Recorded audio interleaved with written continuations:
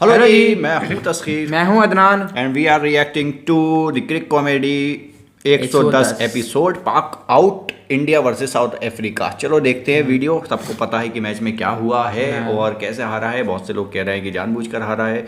बाकी बात हम बाद में करेंगे, पहले वीडियो देखते हैं। स्टार्ट करते हैं, लेट्स गो। आज की इस तूफानी एपिसोड की शुरुआत करेंगे इस खबर के साथ कि आज पाकिस्तान के 3 मैचेस थे, उनमें से हम 2 जीत गए और 1 हार गए, यानी कि 3 मैचेस एक ही दिन में हुए भाई हमारी टीम के। कभी हम बांग्लादेश की टीम बन के उनका रूप धारण करके लड़ रहे थे मैदान के अंदर, कभी अपनी टीम बन के और कभी इंडिया की टीम बन के कर रहे थे। इतनी जल्दी अपनी नेशनैलिटी चेंज की आज 1-2-3 घंटों के अंदर। क्रिकेट क्या रंग बदलता होगा, जो हमारे रंग आज बदले। हर किसी के नेशनल एंथम में जो है आंखों से आंसू निकले। एक नई उम्मीद के साथ हमने आज के मैचेस देखे। ये तो हमारी जो है ना असलियत है। हम लोग वक्त आने पर इस तरह पार्टी बदल देते हैं। बांग्लादेश से हमें बहुत ज्यादा उम्मीदें थी कि बांग्लादेश जो है वो मैच जीत जाएगा जिम्बाब्वे से, और क्या है कि जबरदस्त किस्म का मैच हुआ, आखिरी बॉल तक गया, जबरदस्त किस्म का थ्रिलर था। उसके बारे में मैं बाद में और ज्यादा डिटेल्स में बात करूंगा। मुझे लगता है कि बांग्लादेश की जो इतनी बेहतरीन किस्म की परफॉर्मेंस हुई ना, उसके ऊपर यहाँ पे जितनी जो बिजनेस टाइकून्स है ना, उनको कोई प्लॉट्स वगैरह अनाउंस कर देने चाहिए कि ये जो है उनकी टीम के नाम। लेकिन ये बात है कि वो भी अपने लिए खेल रहे थे, वो कौन सा हमारे लिए खेल रहे थे। हर टीम जो है वो अपने लिए खेल रही होती है। हमें लग रहा होता है कि नहीं हमारे लिए खेल रही है, हालांकि बांग्लादेश की भी अभी बहुत ज्यादा चांसेस हैं आगे क्वालिफाई करने के। मेरे ख्याल में हमसे ज्यादा चांसेस तो उन्हीं के। लेकिन जो इंडिया हार गया साउथ अफ्रीका से, उससे पाकिस्तान और बांग्लादेश दोनों की होप्स जो हैं वो क्रश हो गई हैं काफी हद तक। ठीक है,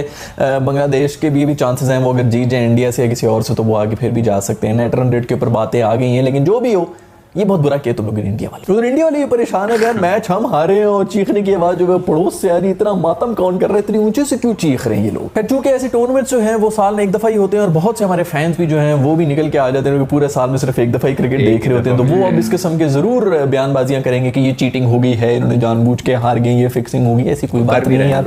सबसे पहली बात जो मैं आप लोगों को बता दूं, पाकिस्तानी अपने मैचेस खुद जीतो, औरों के ऊपर मत बैठ जाओ। अगर आपने अपनी किस्मत जो है वो औरों के हाथ में दे दी है तो उसके बाद फिर आप कंप्लेंट क्यों कर रहे हैं भाई। आपकी किस्मत आपके अपने हाथ में थी, जो मैचेस आपके अपने हाथ में थे आपने वो जीतने थे, वो आपने जीते नहीं। आप चुप करके साइड पे बैठ जाएं और तमाशा देखें। ये कहना कि जी उसने फिक्सिंग कर ली, इसने कर ली, अरे WWE नहीं हो रही है, क्रिकेट हो रहा है, इंटरनेशनल मैचेस हो रहे हैं। दूसरा, इंडिया की अपनी पोजीशन जो है वो अभी तक फाइनल नहीं है। जिस किस्म के मौसम हैं इस पूरे टूर्नामेंट के अंदर, ये नॉर्मल ही नहीं है। अगर आप लोगों ने पहले कभी देखा ऑस्ट्रेलिया के जो मैचेस वगैरह होते हैं, वहां पर और भी टूर्नामेंट्स होते हैं, कुछ सोच के ही प्लान किया जाता है कि कौन से मंथ में होगा। इस मंथ में इतनी ज्यादा बारिशें प्रिडिक्टेड नहीं थी। ये कोई साइक्लोन वाइक्लोन इस किस्म की चीज आई हुई, ग्लोबल वार्मिंग हो रही है, उनको खुद समझ नहीं आ रही। रिकॉर्ड बारिशें हो रही हैं जो कि महीने के अंदर हो रही हैं, तो कोई भी मैच आगे वॉश आउट हो सकता है।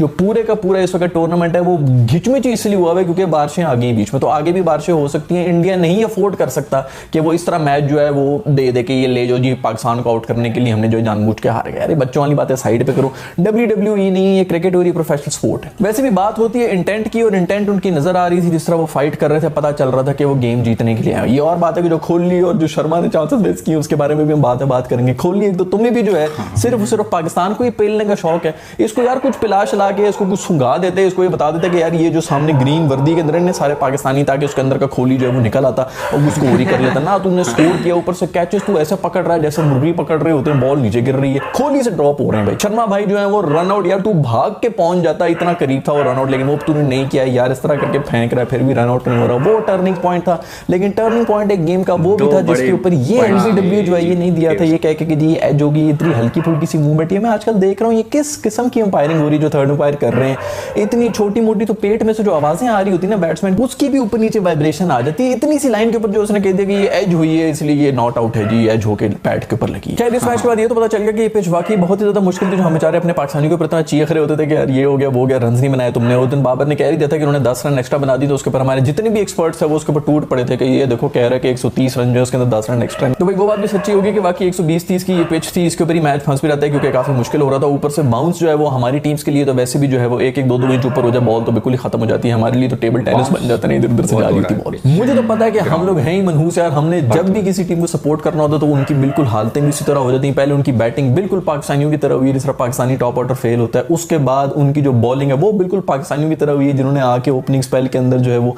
अगली टीम को बिल्कुल ही लथाड़ दिया और हम खुश हो गए कि यार तो मैच हम जीत रहे। लगे। उसके बाद फील्डिंग भी बिल्कुल पाकिस्तानी वाली की है, जिसके अंदर एक क्रूशल मोमेंट के ऊपर आके रन आउट भी मिस कर रहे हैं और कैचेस भी मिस कर रहे हैं। वो मैं इंटरनेट पे कहीं पढ़ रहा था जिसके अंदर ये लिखा हुआ था कि हमने कहा था हमारे लिए खेलो, हमारी तरह ना खेलना शुरू हो जाओ। तीनों डिपार्टमेंट से पूरी तरह से इन्होंने जो हमें कॉपी की है। मुझे तो एक जीनियस प्लान आ भी गया था, मेरे दिमाग में ये आ गया था कि यार ये गेम जो है वो इंडिया के हाथ से निकल रही है, तो मैं अब साउथ अफ्रीका को सपोर्ट करना शुरू कर देता हूँ। और मैंने करना भी शुरू कर दिया और उसके बाद वापस जो है वो गेम इंडिया के पल्लू में आना शुरू हो गई थी। और फिर मैं बस वो मन को तो ख्याल नहीं रहता ना यार, मेरे दिमाग से निकल गया और मैं कहीं मन ही मन से खुश होना शुरू हो गया कि इंडिया जीत रहा और मुझे ख्याल भी नहीं आया कि मैं फिर इंडिया को सपोर्ट करना शुरू हो गया और इंडिया हार गया। खैर वो केएल राहुल के बारे में बहुत से इंडियंस कह रहे होते हैं कि भाई इसे क्यों ओपन करवा रहे हो, इसको चेंज करो, ये करो वो करो। अब भाई हम पाकिस्तानी भी कह रहे हैं आपको कि भाई इसको हटाओ दो, ये किस किस्म की ओपनिंग कर रहा है यार। हर बड़े मैच के अंदर इसमें यही हरकतें करनी होती हैं। छोटे मैचेस जो होते हैं उसके अंदर ऐसे शॉटें मार रहा होता है, बंदा कहता है तो दूसरा खोल ही आ गया। इतनी जबरदस्त किस्म का टैलेंट बैठा हुआ है इंडिया के अंदर, पता नहीं इसने एक वो स्पॉट पकड़ी हुई और इसी तरह फेल हो जाता है। खैर इसी मैच के अंदर एक और हरकत ये भी होगी कि 18th ओवर जो है वो अश्विन को दे दिया गया। जो हमारे बाबर के ऊपर बातें हो रही थी ना बहुत पहले कि जो है वो ओवर उसने एंड में क्यों बचाया हुआ था नवाज का, तो वो इसीलिए बचाया हुआ था।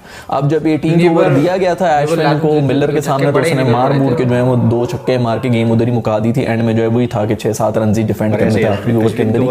यही सब कुछ बचाने के लिए वो उसको रोक रहा था कि इसको एंड में दे दूंगा, कम से कम कोहली या पांड्या में से कोई एक आउट हो जाएगा। हमारे फास्ट बॉलर्स जो कि रूफी और शाहीन थे वो एक विकेट ले लेंगे, तो एंड में अगर 20-25 रन भी हुए और नए बैट्समैन हुए तो वो बचा लेगा किसी ना किसी तरह नवाज। इसीलिए उसने एंड में रखा था। यही गैम्बल था, या आप उस वक्त डाल देते या बाद में डाल देते, तो एक डिसीजन होती है इसके अंदर, कोई गलत या सही डिसीजन नहीं होती, कुछ भी चल सकता है। आज पहले ओवर कराया अश्विन से तो वो गलत डिसीजन होगी, उस दिन हमारे नवाज से आखिरी ओवर कराया तो वो गलत डिसीजन होगी। तो थोड़ा सा इजी हो जाए करें। हमारी भी जो लेजेंड्स है ना वो बस इंतजार में होते हैं कि कहां पे जो पकड़ना है। ऑफ कोर्स जब आपने हारना होता है तो कहीं ना कहीं तो गलत हुआ होता है ना, कुछ ना कुछ तो गलत हुआ। सब सही हो कि आप मैच तो नहीं जीतेंगे। ये मंकड़ जो होता है, ये जो भी मैनकड़ जो भी चीज होती है, इसको जो है नॉर्मली अश्विन हर वक्त कर रहा होता है और लोग जो है इसको बुरा भला भी कह रहे होते हैं। इस मैच में आके इसने जेंटलमैन बनना था और इसमें नहीं किया। मतलब यार तुझे बस यही मैच ही मिला था जब सब कह रहे थे, हम कह रहे थे कि मार दे विकेट तोड़ दे यार। भाई जो इनिंग्स खेली ना सूर्या कुमार यादव यानी कि स्काई ने भाई मान गया। मैं तो मान गया हूं, जो मर्जी बातें करें, हम लोग बहुत बातें कर रहे थे कि रैंकिंग में किधर से आ गया, ये हो गया वो हो गया। भाई जे इस कंडीशन के ऊपर ऐसी पेस ऐसे बॉलर्स को असिस्टेंट, और सबसे बढ़ के ये क्या जो मैच सिचुएशन थी, आपका पूरा टॉप ऑर्डर चला गया और आप फिर भी खेल रहे हैं और आप खेल भी 170 की स्ट्राइक रेट के ऊपर रहे।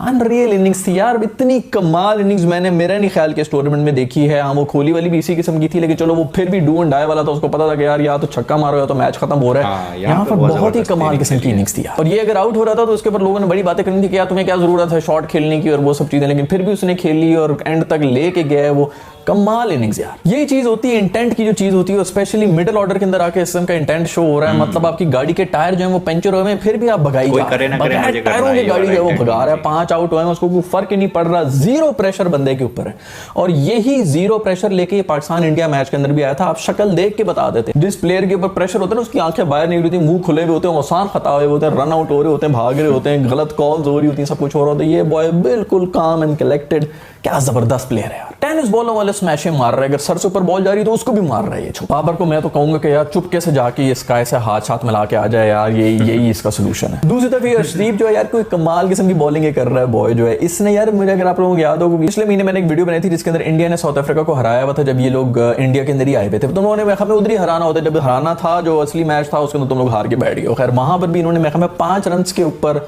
नहीं 9 रन के ऊपर 5 आउट किए हुए थे और उसके अंदर भी अर्शदीप ने हमें 4 आउट किए हुए थे। रूसो जो है उसने या तो 100 मारने होती है या 0 पे आउट होता है। हमें ये 3 दफा जो 0 के ऊपर आउट हुआ है ये अर्शदीप ने ही इसको आउट किया। खैर पांडू मेरे दोस्त, तुझे कब से मैं अपनी दोस्ती के वास्ते देता रहा हूं, पता नहीं क्या कुछ करता रहा हूं। नॉर्मली तू बड़ा जो है वो गैंगस्टर और क्या कुछ बन रहा होता है, ना तूने आउट की ना तूने रन बनाए। तेरी भी सारे स्टाइल जो सिर्फ पाकिस्तान के खिलाफ ही होते हैं। तो भूआ जो है वो खेल रहा था, खड़ा हुआ था वो पिच के ऊपर और मैं कह भी रहा था यार इसको ना आउट करो, ये खड़ा ही रहे तो बेहतर है। उसको आउट कर दिया, उसके बाद जो मिलर शिलर आगे गेम वहां से निकल गई। हमारे मासूम जो है वो लोग बहुत ही परेशान हुए होते हैं। बहुत से लोग जो ये भी कहते हैं कि यार ना ही हो क्वालिफाई, क्योंकि आगे जाके जो है हमसे इतना स्ट्रेस देखा नहीं जाता जो कि चल रहा होता है, हमारी तो जिंदगी अजाब होगी। लेकिन क्या करें यार, बस इसी तरह चलना पड़ेगा। अभी भी उम्मीदें तो हैं, क्योंकि मेरा ख्याल में अगर बारिशें हो जाए, क्योंकि बारिशें जो इस जगह पे हो भी रही हैं, अभी भी जो ये उम्मीद बनी हुई है, जो जिम्बाब्वे को एक पॉइंट मिला था साउथ अफ्रीका के खिलाफ, उसी वजह से उम्मीदें बनी हुई थी हमारी कि हमारे इनसे पॉइंट ज्यादा हो जाएंगे, वो बारिश की वजह से ही मिले थे।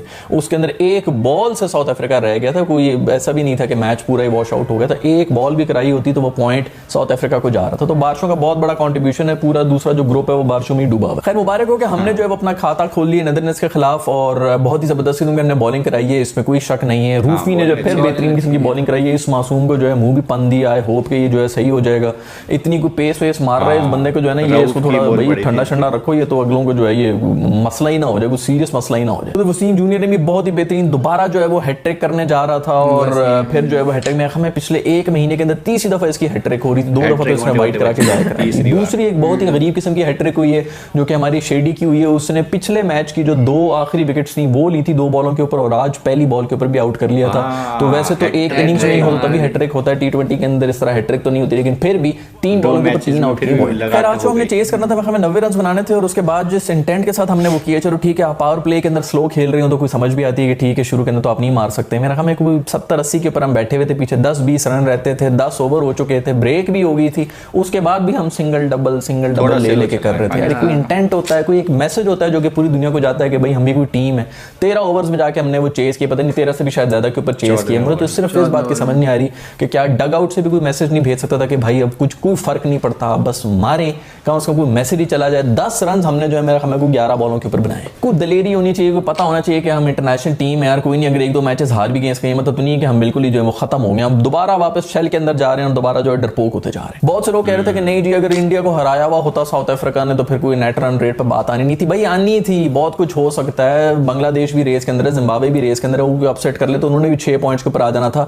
तो हमारे 6 पॉइंट्स के साथ हमें नेट रन रेट हर हालत में अच्छी करनी ही थी। इन एनी केस अब आप लोगों का क्या प्लान है कि साउथ अफ्रीका को या फिर बांग्लादेश को एक तो हराएंगे भी और वो भी अच्छी इतने बड़े मार्जिन से हराएंगे। ये एक नेदरलैंड्स का ही मैच था जिसके ऊपर रन रेट बेहतर हो सकती थी और वो भी इसलिए क्योंकि 90 रन के ऊपर आउट थे। ये भी नहीं कि चलो बंदा कह के 130 हो रहे हैं तो चलो अब ये तो आराम आराम से ही चेस कर लें, 90 के ऊपर आके और खैर हमारा कुछ नहीं बनने लगा भाई। अच्छी बात यह है कि फखर की भी वापसी होगी और उन्होंने भी जो है वो बेहतरीन किस्म की कुछ शॉट्स खेली, मजा आया उसकी बैटिंग को देख के। लेकिन फिर वही हुआ अचानक जो है वो समझ नहीं आती, 7th स्टंप के ऊपर बॉल जा रही है और आप वहां पे निकल के जो है लेग साइड के ऊपर घुमा के कर रहे हैं। ये किस किस्म की शॉट है यार, ये इंटरनेशनल लेवल की शॉट है। और दूसरा मार भी इतनी जोर से रहे हैं कि बस आज तो मैं इस बॉल को ही फाड़ दूंगा, इसके जो वो धागे हैं ना वो मैं निकाल दूंगा, इतनी जोर से मैं मारूंगा इसको।